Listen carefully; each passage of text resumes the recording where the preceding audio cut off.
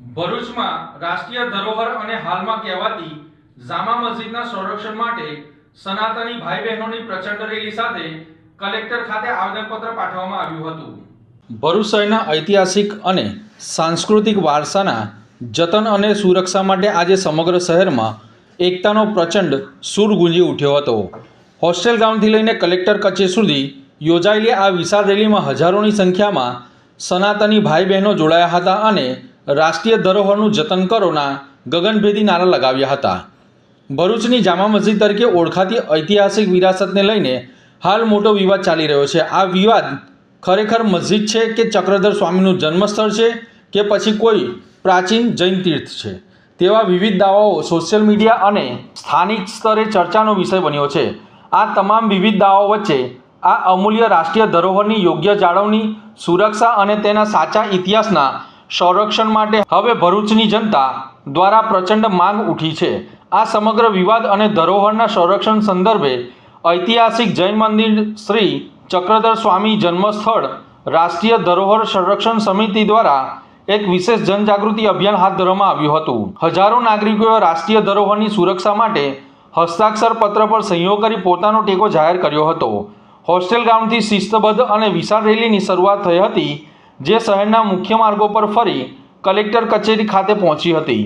સમિતિના અગ્રણીઓ અને સાધુ સંતોની આગેવાનીમાં જિલ્લા કલેક્ટરને એક સવિસ્તાર આવેદનપત્ર સોંપવામાં આવ્યું હતું, જેમાં આ ઐતિહાસિક સ્થળની સુરક્ષા વધારવા અને તેના સાચા ઇતિહાસની તપાસ કરવા વિનંતી કરવામાં આવી હતી।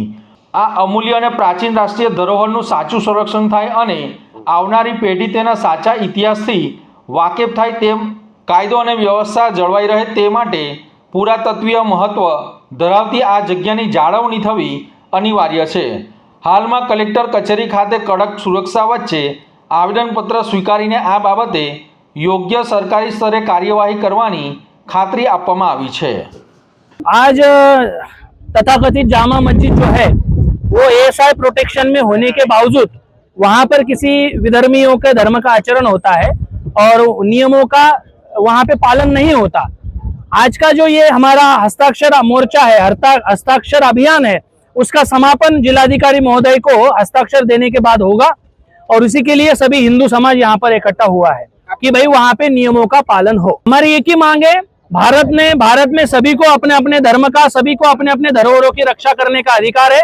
इतिहास किसी का भी मिटना नहीं चाहिए, धरोहर किसी की भी बदलनी नहीं चाहिए और उसी मांग को लेकर हम सब हिंदू समाज जिलाधिकारी महोदय को मिलने जा रहे हैं। ऐतिहासिक जैन मंदिर श्री चक्रधर स्वामी राष्ट्रीय धरोहर संरक्षण समिति के माध्यम से आज बड़ी संख्या में कलेक्टर को ज्ञापन देने का कार्यक्रम है।